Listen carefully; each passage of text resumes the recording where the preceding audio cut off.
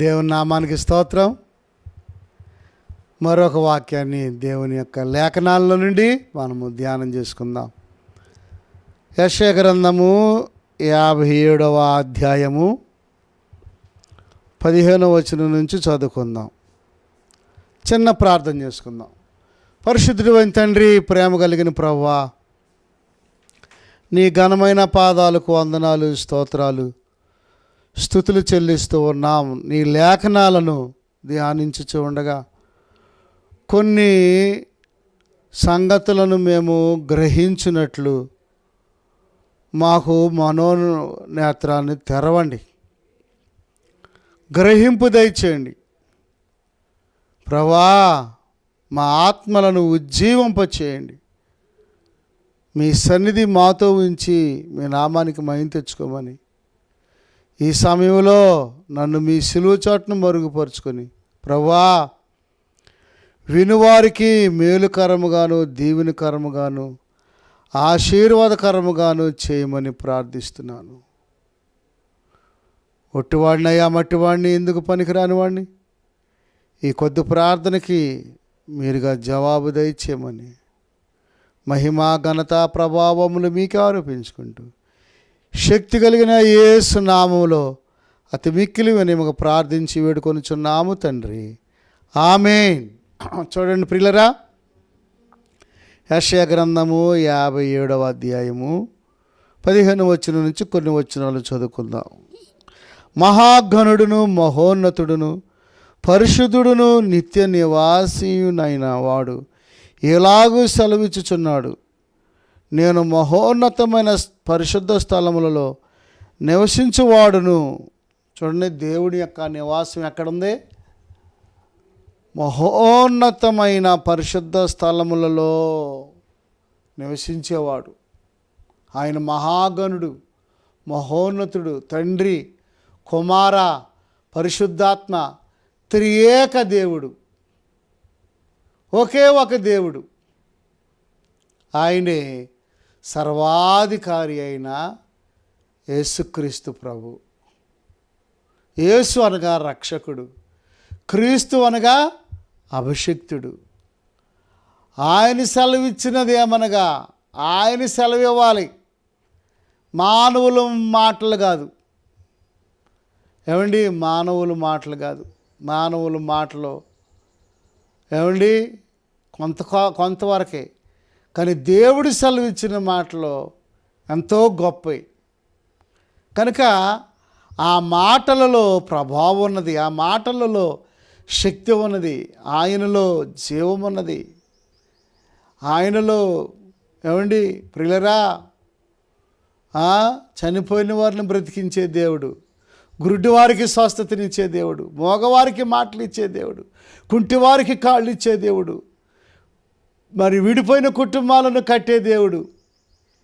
ప్రియులరా, త్రాగుబోతులను రక్షిస్తాడు, జోదగాళ్లను, ప్రియులరా, ఘోరమైన పాపులనైనా సరే, నక్సలైట్లనైనా, రాడికల్స్నైనా, ఏమండి మరి ఎలాంటి ఉగ్రవాదులనైనా.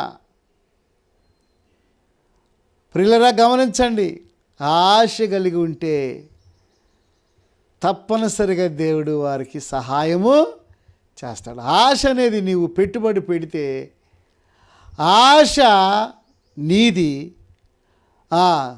దీవెన యేసయ్యది. ఆశను నీవు పెట్టుబడి పెట్టాలి. దేవుని కంపెనీలో విశ్వాసమును, ఆశను, మంచి భక్తిని, వినయమును, సాధు స్వభావాన్ని, కపటం లేని హృదయాన్ని దేవుని కంపెనీలో నువ్వు పెట్టుబడి పెడితే దేవుని ఆత్మ మనల్ని బాగా ఆవరించింది. యోసేపుని ఆవరించలేదా? మోషేని ఆవరించలేదా? అబ్రహామును ఆవరించలేదా? ఇస్సాకును ఆవరించలేదా? చూడండి, ఇంకేమంటున్నాడు? ప్రియులరా, వినయము గల వారి ప్రాణమును ఉజ్జీవింపజేయుటకును, నలిగిన వారి ప్రాణమును ఉజ్జీవింపచేయుటకును, వినయము గల వారి యొద్ద వారి యొద్దను దీన మనసు గల వారి యొద్దను నివసించుచున్నాను. చూసారా, ఎవరి యొద్ద నివసిస్తున్నాడంట? వినయము గల వారి యొద్ద. ఏమండి? దీన మనసు గల వారి యొద్ద. ఏమండి?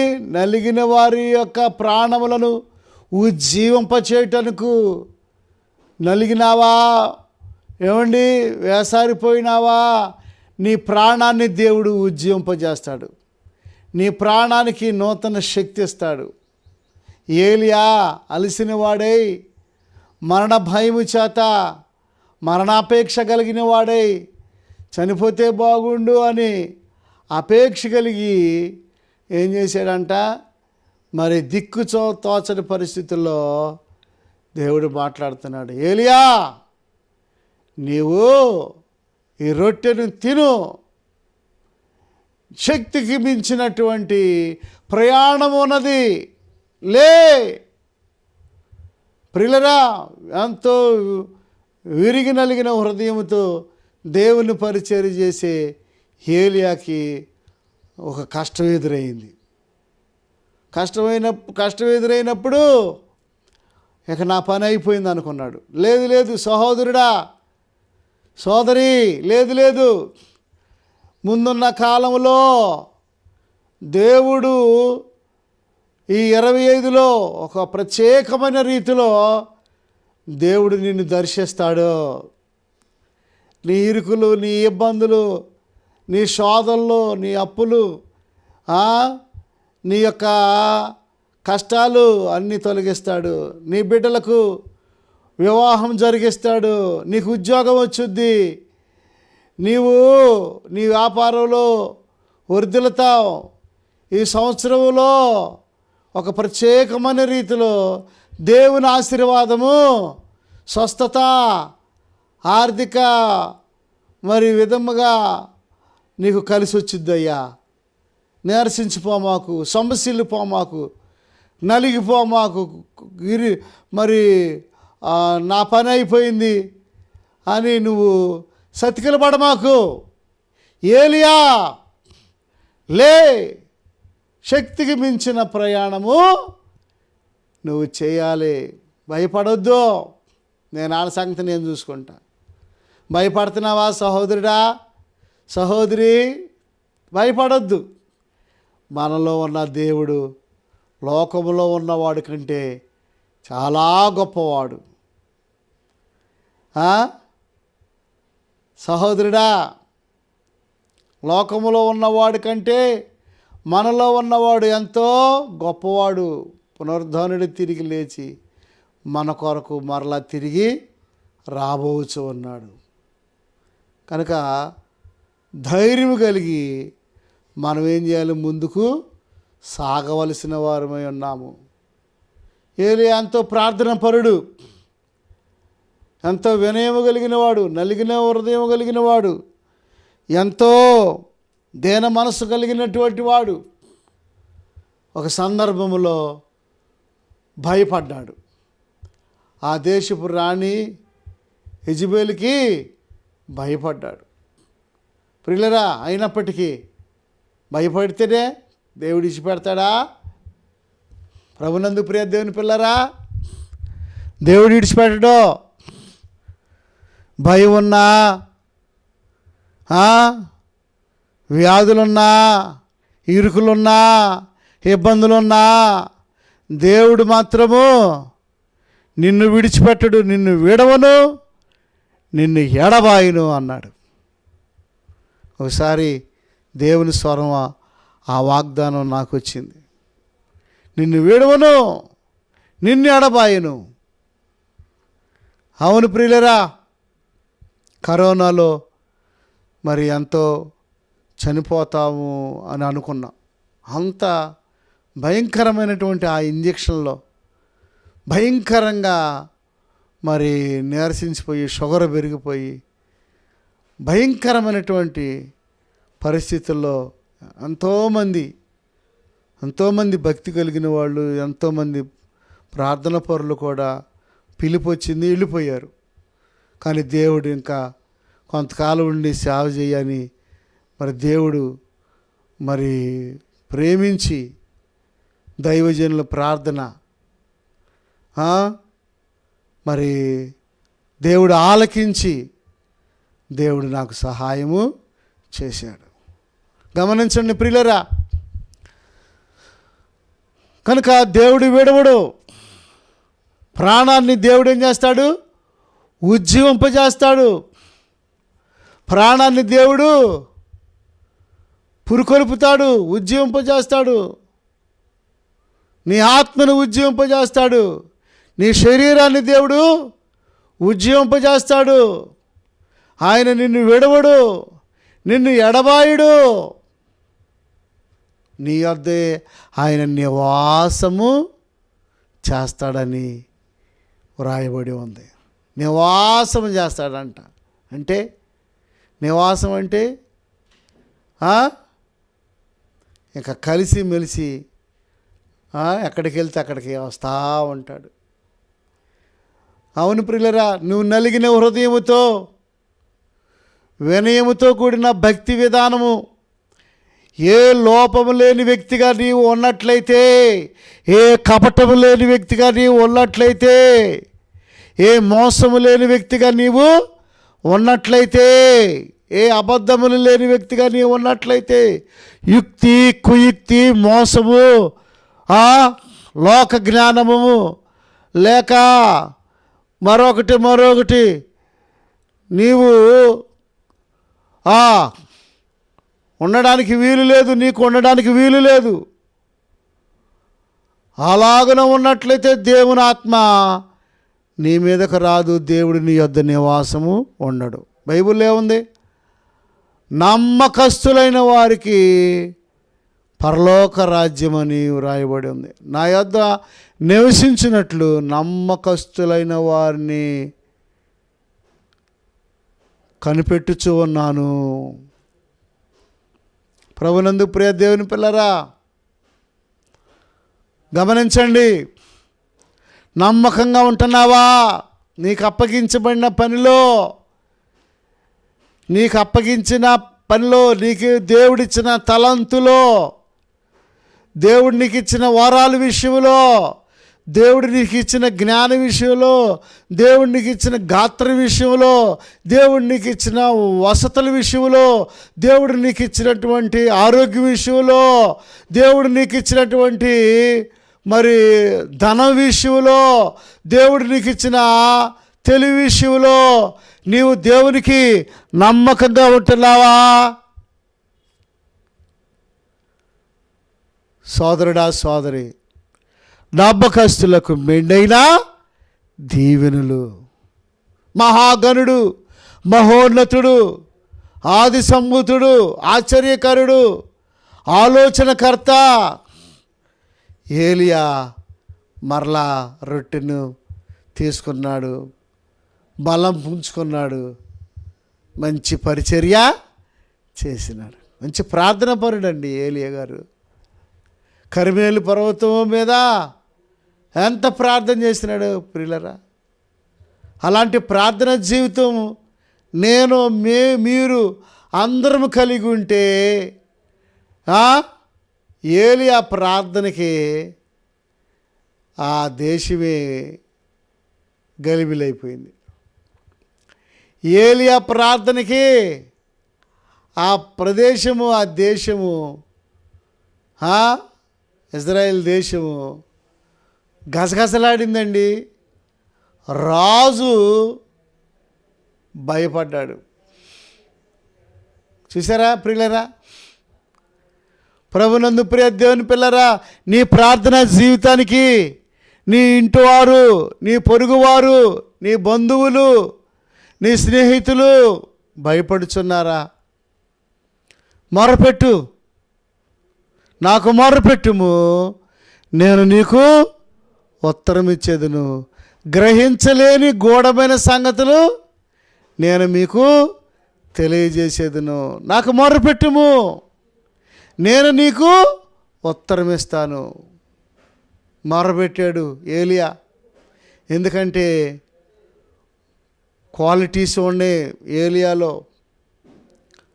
ఏలియాలో మంచి క్వాలిటీస్ ఉండే, వినయం కలిగిన వాడు, దేన మనసు కలిగిన వాడు, సాత్వికుడు, మంచి ప్రార్థన పరుడు. ఒక్కొక్కసారి ప్రియులరా అంతా మరి భక్తి చేసినప్పటికీ ఒక్కొక్కసారి సాతాను ద్వారా, మన బుద్ధి ద్వారా మనం బలహీనమైపోతూ ఉంటాం. మనం ఏమైపోతాము? బలహీనమైపోతూ ఉంటాం. ప్రభునందు ప్రియ దేవుని పిల్లరా, అయితే ఆ విషయంలో మనం దేవుని పాదాలు పట్టుకొని మనం ప్రార్థన చేసుకుంటూ ఉండాలి. ఏమాత్రం వెనకంజ వేయకూడదు, ఏమాత్రము గలిబిలు అవ్వకూడదు. శోధనలు వస్తాయి, ఇరుకులు వస్తాయి, ఇబ్బందులు వస్తాయి. కలవరపడొద్దు. మీ హృదయములను కలవరపడనీకుడి. నేనుండు స్థలములో మీరు ఉండులాగునా నేను మరలా వచ్చి మిమ్మల్ని అందరినీ తీసుకుని పోతానన్నాడు యేసయ్య. మీ హృదయములను కలవరపడనీకుడి. ప్రభునందు ప్రియ దేవుని పిల్లరా, మనము కలవరపడకూడదు, భయపడకూడదు, గలిబిలు అవ్వకూడదు, కంగారు పడకూడదు. మనము దేవుని మీద మనం ఆధారపడి మన యొక్క స్థితిగతులన్నీ దేవునికి చెప్పాలి. ఎందుకంటే ఆదరించేవాడు, కృప చూపించేవాడు, మహాగణుడు, మహోన్నతుడు, ఆది సంభూతుడు, న్యాయము చేసేవాడు, ధర్మంగా నడిచేవాడు. ఏ పాపము లేదు ఆయనలో, ఏ దోషము లేదు ఆయనలో. అలాంటి దేవునిని మనం కలిగి ఉన్నాం ప్రియులరా. అలాంటి జీవము కలిగిన దేవునిని మనము కలిగి ఉన్నాం. ఎంత ధన్యులు అండి, మనం ఎంత ధన్యులు అండి. ప్రభునందు ప్రియ దేవుని పిల్లరా, మనం ఎంత ధన్యులము. ఇశ్రాయేలు, నీ భాగ్యం ఎంత గొప్పది. చూసారా ప్రియులరా, గమనించండి. దేవునిని కలిగి ఉన్నావు, దేవుడు నీకు సహాయం చేస్తాడు, దేవుడు నీకు మేలు చేస్తాడు. కలవరపడొద్దు, విశ్వాసము నుండి తొలగిపోవద్దు, విశ్వాసము నుండి లోకంలో కలిసిపోవద్దు, దేవుని విడిచి వెనక్కి తిరగొద్దు. ధైర్యంగా ఉండు. దేవుని దూతలు వచ్చి నీకు సహాయం చేస్తాయి. ప్రార్థన చేయి, దేవునికి మొరపెట్టు. నలిగిన హృదయంతో, విరిగి నలిగిన హృదయంతో నీవు నడుచుకున్నట్లయితే దేవుడు నీకు మార్గము సరళము చేస్తాడు. అలాగని నేను ప్రభునందు ప్రియ దేవుని పిల్లరా, గిద్యోను ఉన్నాడు. గిద్యోను కూడా ఫిలిస్తీన్లకి, అమాలేకీలకి, శత్రు ఆ సైనికులకు భయపడి గానుగు చాటున మరి కంకెలు మరి రాలగొట్టుకుంటున్నాడు. అంటే ప్రియులరా, ఆ సమయంలో దేవుడు మాట్లాడుతున్నాడు. పరాక్రమం కలిగిన గిద్యోను, పరాక్రమం కలిగిన గిద్యోను, నీవు భయపడవద్దు. నేనే పాటివాడినయ్యా, అయ్యా నేను ఎందుకు పనికిరాని వాడినయ్యా, అలాగనవద్దు. నీవు బలాఢ్యుడివు. చూసారా అలాంటి ఉద్యమంతో కూడిన మాటలు.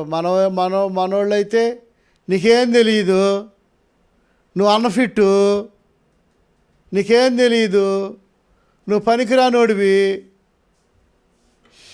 అని మనోళ్ళు ఏం చేస్తారంటే ప్రోత్సహించకుండా ఏం చేస్తారు, చాలామంది వెనక్కి లాగుతూ ఉంటారు.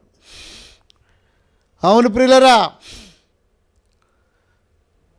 చదువుతాను డాడీ నన్ను చదివించండి అని పిల్లలన్నా, హే నీకేం చదువు రాదులే, నువ్వు నోరు మూసుకుని కూర్చో. డాడీ నాకు పుస్తకాలు కొనిచ్చు, డాడీ నేను బడికి వెళ్తాను.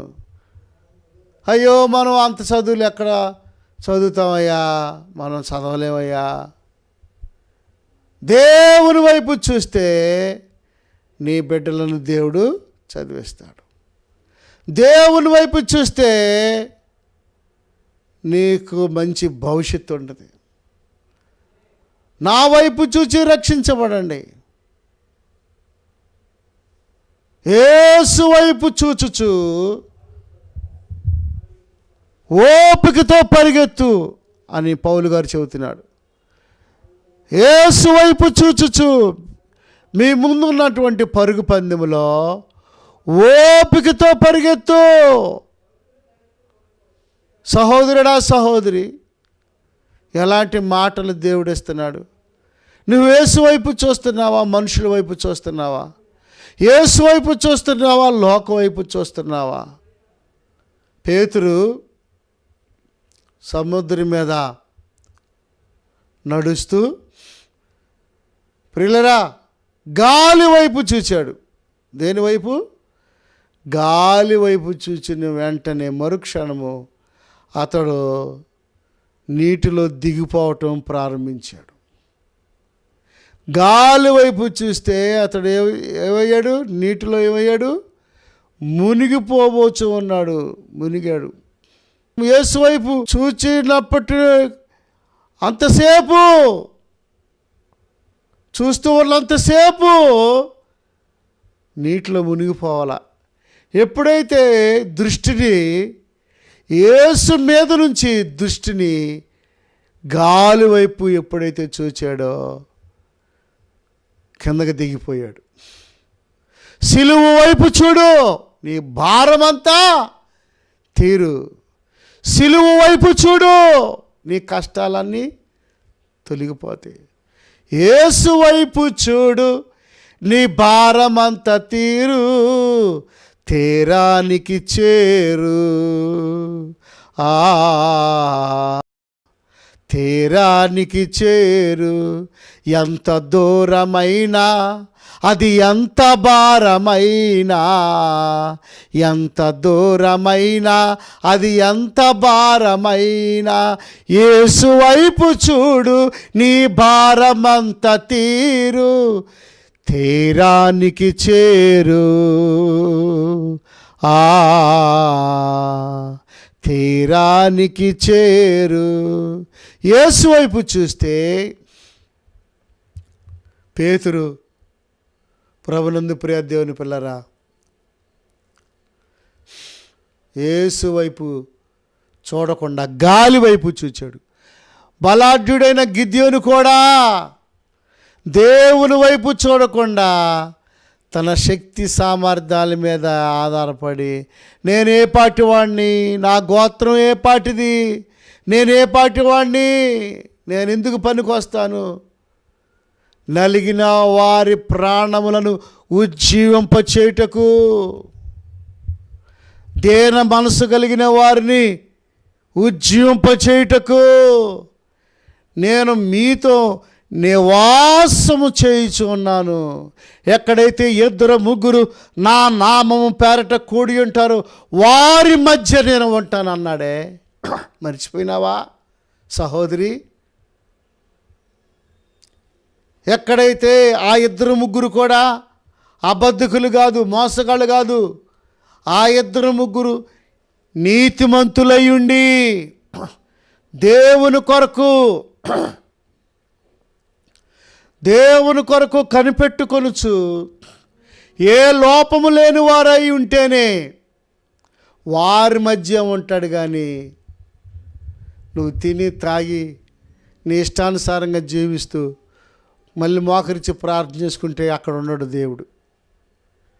ఎక్కడైతే 2-3 నా నామం పేరట నీతి కలిగి కూడుకుంటారో, నీతి ఉండాలి, నీతి ఉండాలి, యథార్థత ఉండాలి, పరిశుద్ధత ఉండాలి.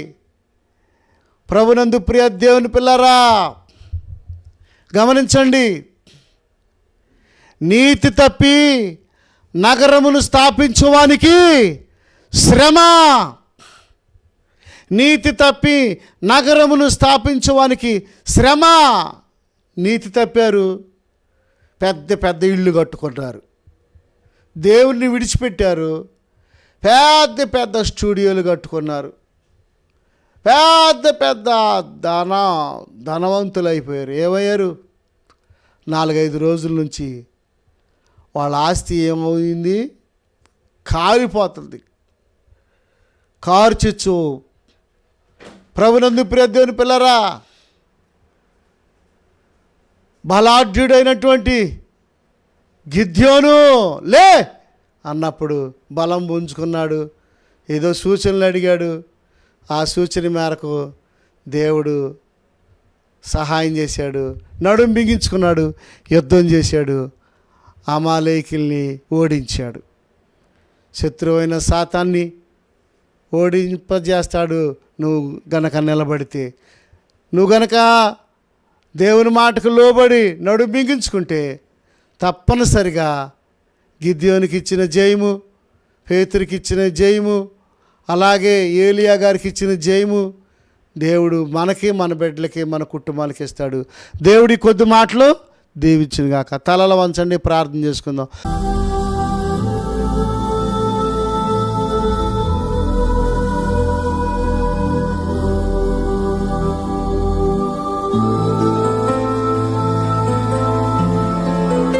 పరిశుద్ధులైన తండ్రి, ప్రేమ కలిగిన ప్రభువా, నీ ఘనమైన పాదాలకు వందనాలు చెల్లిస్తూ ఉన్నాం నాయనా.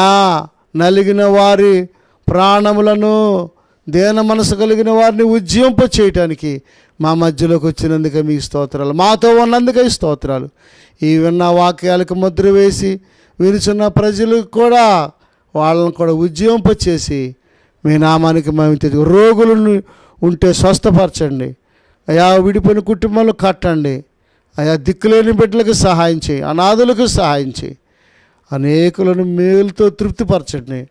ఈ వినుచున్నటువంటి ఈ వాక్యాన్ని ప్రభా అనేకులకు ఆశీర్వాదకరంగా చేయమని మహిమా ఘనత ప్రభావములు మీకు ఆరోపించుకుంటూ ఎలోహిం టీవీని దీవించి బ్లెస్ చేయమని, పాపని నన్ను కూడా క్షమించి మీ సేవలో వాడుకోమని అయ్యా, ఈ డొంకరొడ్డి పరిచర్ని దీవించి బ్లెస్ చేయమని యేసు నామములో అడుగుచున్నాము తండ్రి, ఆమేన్. తండ్రి ప్రేమ, కుమారుని కృప, పరిశుద్ధాత్మ సహాయం కూడిన మనకు సకల పరిశుద్ధులకు సదాకాలం తోడేయుడును గాక.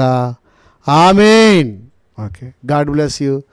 దేవుడు మిమ్మల్ని, మీ కుటుంబాల్ని దీవించి ఆశీర్వదించును గాక. ఆమేన్.